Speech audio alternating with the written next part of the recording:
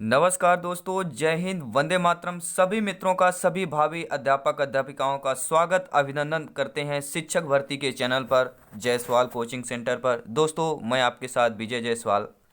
बात करेंगे maths pedagogy यानी गणित पेडागोजी के बारे में। आपको पता है दोस्तों, गणित पेडागोजी से, गणित शिक्षण शास्त्र से 15 प्रश्न महत्वपूर्ण आते हैं। तो सिलेक्शन के लिए कंसेप्ट प्रश्न तो 15 प्रश्न आते ही आते हैं, जिसमें से 4-5 प्रश्न आपके बहुत ही हाई लेवल कठिन प्रश्न आएंगे।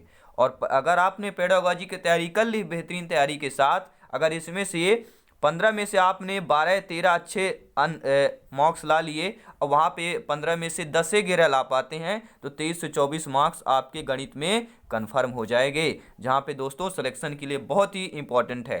तो यह पहली क्लास है, 15 महत्वपूर्ण प्रश्न रहेंगे। सभी प्रश्न आपके सिलेबस एग्जाम पैटर्न पर रहने वाले हैं। तो आइए शुरू करते हैं। ये गणित पेडागोजी के 15 महत्वपूर्ण प्रश्नों में से पहला प्रश्न स्क्रीन पर है। पहला पार्ट है दोस्तों, एक बार दिल से लाइक कीजिएगा, सभी मेरे प्यारे फ्रेंड्स हैं, ठीक है, दिल से लाइक कीजिएगा। पहला प्रश्न देख लेते हैं। निम्न में से क्या गणित की प्रकृति है? दोस्तों, जो गणित की प्रकृति है वह कैसी होती है? बहुत बार शिक्षा भर्ती में पूछा गया प्रश्न है। अलंकारिक होती है, तार्किक होती है, कठिन होती है, या समान लोगों के लिए नहीं है?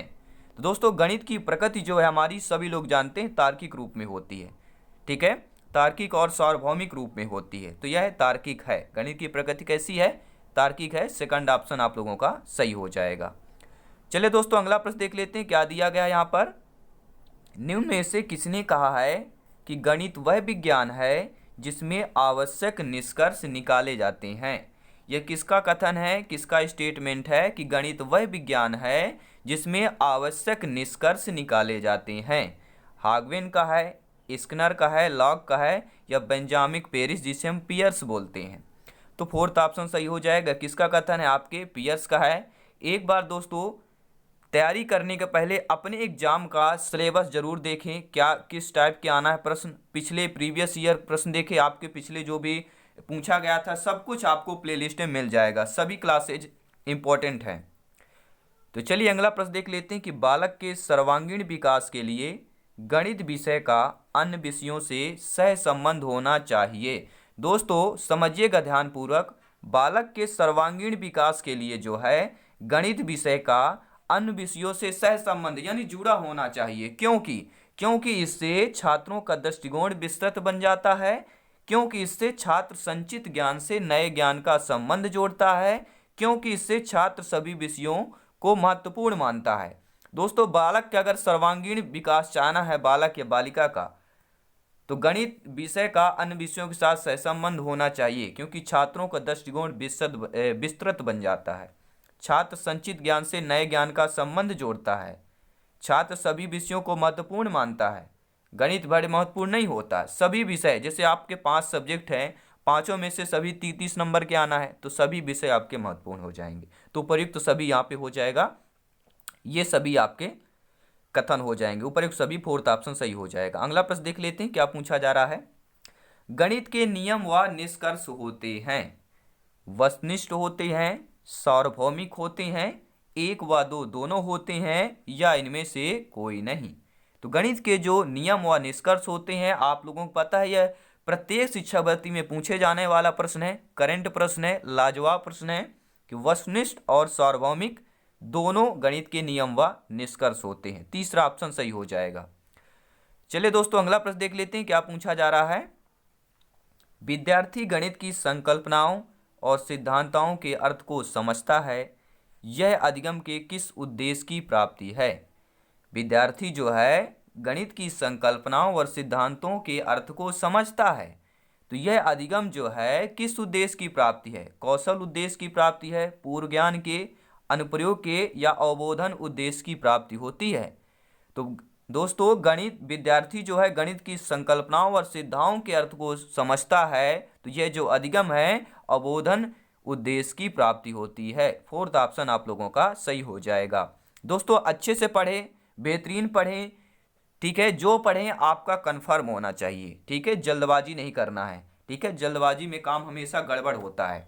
तो बेहतरीन लाजवाब स्टडी कीजिए। अगला प्रश्न देख लेते हैं। गणित को कहा जाता है, गणित को विद्यार्थियों का दुश्मन कहा जाता है, शक्तिशालियों की शक्ति कहा जाता है, मन की भाषा कहा जाता है, या मस्तिष्क का व्यायाम कहा जाता है।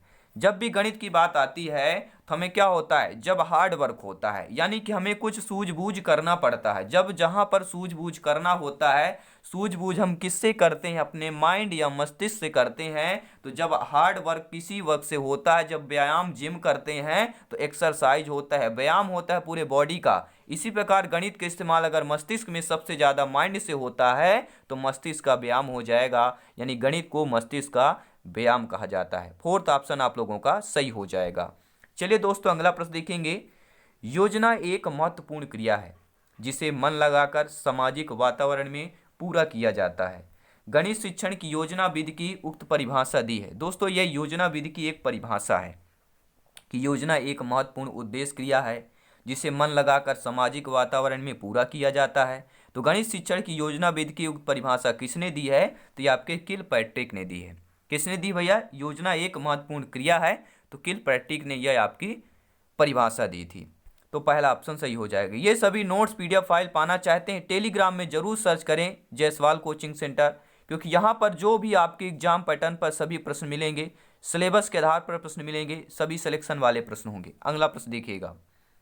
वह उद्देश्य जो शिक्षक गणित पढ़ाने के बाद कक्षा में ही प्राप्त कर लेता है उसे कहा जाता है। सभी भावी अध्यापक अध्यापिकाएं, मेरे भाई बहन, मेरे गृहिणी, सभी लोग यहाँ पे कमेंट करेंगे। आप लोग लाजवाब तैयारी कर रहे हैं, घर का भी काम करते हैं। गृहिणी के लिए मेरा सलाम है कि घर के काम के साथ साथ शिक्षक के बनने के लिए, अध्यापक बनने के लिए, राष्ट्र निर्माण में सहयोग करने के लिए आप हमेशा एक कदम आगे खड़े होते हैं। आप सभी को सलाम है दोस्तों।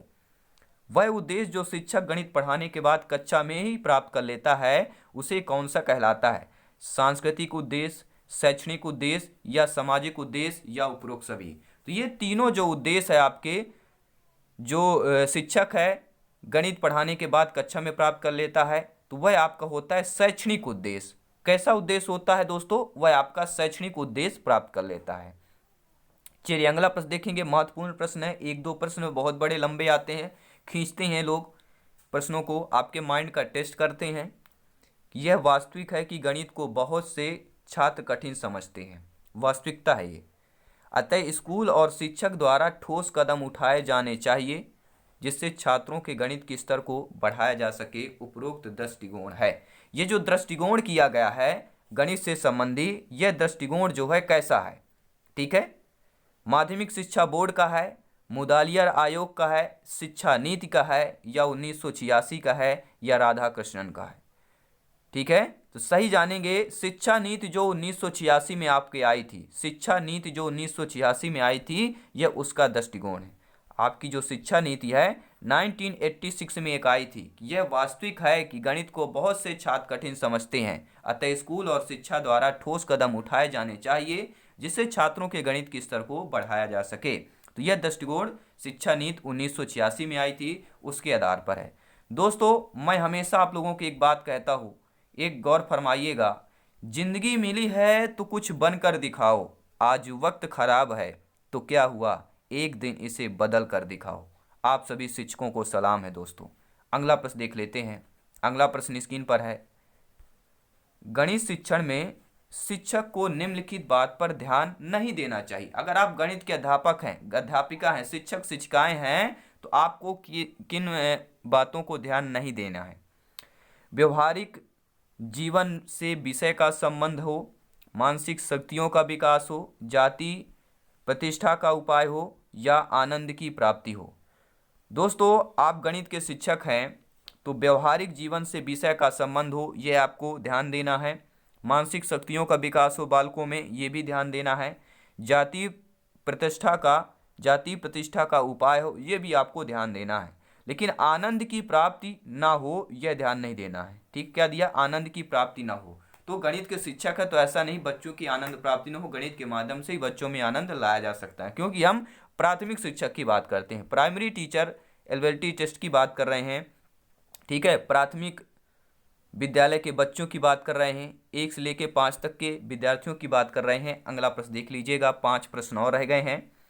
गणित शिक्षण का वास्तविक उद्देश्य ज्ञान प्राप्त करना नहीं वरन शक्ति प्रदान करना है, यह कथन है ड्यूट, वेकन, डटन प्लोटो। ये बहुत बार शिक्षा भर्ती में पूछा गया प्रश्न है। जी हाँ दोस्तों, सर्वसा प्रश्न है, जैसे संस्कृत में बोलते हैं सर्वसाम, ठीक है, तो वैसा ही प्रश्न है।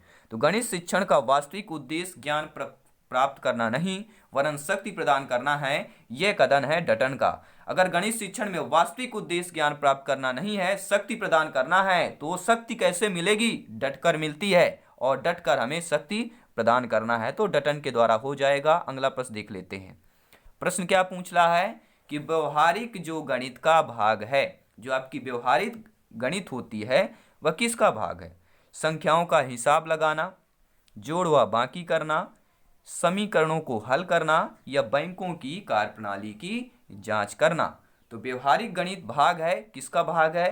तो बैंकों की कार्यप्रणाली की जांच करना, यह एक गणित का व्यवहारिक भाग है। फोर्थ ऑप्शन आप लोगों का सही हो जाएगा। वीडियो अच्छा लगे लाइक शेयर करते रहें, आपका अपना परिवार है, सपोर्ट करते रहें।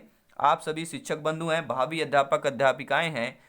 दोस्तों सिलेक्शन सर्वोपरि है इस चैनल पर, इस परिवार का। तो अगला प्रश्न देख लेते हैं। गणित मापन परिमाण तथा दिशा का है। गणित मापन परिमाण तथा दिशा का समाज है, समूह है, विज्ञान है, प्रयोग है। तो गणित का जब भी जिक्र होता है तो विज्ञान कूद कर चला आता है। गणित का जब भी जिक्र होता है विज्ञान कूद कर चला आता है, यानी गणित का मापन परिमाण तथा दिशा का विज्ञान है, दिशा का विज्ञान है, ये बात समझिएगा, ठीक है।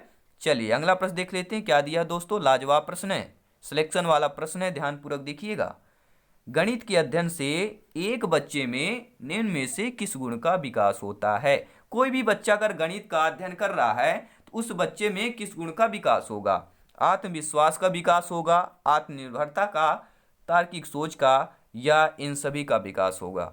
दोस्तों अगर गणित का बालक बालिका विद्यार्थी हैं तो उनके गणित का अध्ययन कर रहे हैं तो उन बच्चों में जो है आत्मविश्वास का भी गुण आता है, आत्मनिर्भरता का भी गुण आता है, और तार्किक सोच पर भी उनका प्रभाव पड़ता है। तार्किकता आती है उन पर सोच में। तो ये सभी जो है गुण का विकास होता है बच्चों में, जो भी बच्चे गणित का अध्ययन करते हैं। अगला प्रश्न देखेंगे, एनसीएफ से प्रश्न है। आपको पता है एनसीएफ से भी प्रश्न आते हैं, ठीक है। आरटीए एक्ट से भी 2009 का है, उससे भी प्रश्न आते हैं। तो एनसीएफ 2005 मानता है कि गणित में सोचने एवं तर्क का एक निश्चित तरीका निहित है। नीचे दिए गए कथनों में से वह कथन चुनना है जो उपरोक्त सिद्धांतों का पालन नहीं करता है। एनसीएफ के द्वारा कि मानना है कि गणित में सोचने एवं तर्क का निश्चित तरीका निहित है। सभी लोग कमेंट करेंगे यहाँ पर क्या आंसर होने वाला है।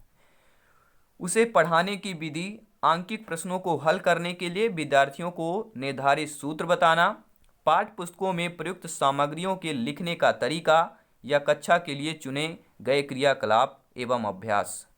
दोस्तों एनसीएफ के द्वारा उसे पढ़ाने की विधि जो है यह जो है आपका सिद्धांत पालन करता है। आंकिक प्रश्नों को हल करने के लिए विद्यार्थियों को निर्धारित सूत्र बनाना यह पालन नहीं करता है। एनसीएफ जो आपका 2005 है आपका सेकंड ऑप्शन का पालन नहीं करता है कि आंकिक प्रश्नों को हल करने के लिए विद्यार्थियों को निर्धारित सूत्र बनाना, ठीक है, यह पालन एनसीएफ नहीं करता है। और पाठ्य पुस्तकों में प्रयुक्त सामग्रियों के लिखने का तरीका यह पालन करता है, और कक्षा के लिए चुने गए क्रियाकलाप एवं अभ्यास को पालन करता है। तो ये रहे दोस्तों लाजवाब बेहतरीन 15 प्रश्न, सभी प्रश्न सिलेक्शन वाले हैं। और एक बार जितने भी मेरे भाई बहन गृहिणी शिक्षक बंधु आप लोग सभी लोग भावी अध्यापक अध्यापिकाएं हैं, चैनल को ज्वाइन कर लिया, सब्सक्राइब कर लिया, बहुत ही बहुत धन्यवाद, दिल से थैंक्स निकलता है। और सरस्वती माँ से यही कृपा वंदना है कि अगले साल जो टारगेट है सिलेक्शन का आप सभी लोगों का सपना पूरा हो, आप अपने परिवार का सपना पूरा हो। दोस्तों हमेशा खुश रहें, मुस्कुराते रहें और हमेशा स्वस्थ रहें, अपने परिवार का ख्याल रखें। जितने भाई बहन अभी भी नहीं किया सब्सक्राइब जरूर कर लें। और जाते जाते एक बार कहूँगा दोस्तों प्लेलिस्ट चेक करना मत भूलेगा। लेकिन यहाँ पर जो क्लासेज होती हैं आपके एग्जाम पैटर्न सिलेबस के आधार पर होती हैं, क्योंकि हमारी इच्छा राष्ट्रहित में शिक्षा की बात करते हैं। ये परिवार राष्ट्रहित में शिक्षा का परिवार है। तो सभी परिवार के सदस्यों को मिलते हैं दोस्तों। धन्यवाद सभी का। जय हिंद, वंदे मातरम। एनर्जी कायम रखना है। मिलते हैं नेक्स्ट क्लास पर। धन्यवाद।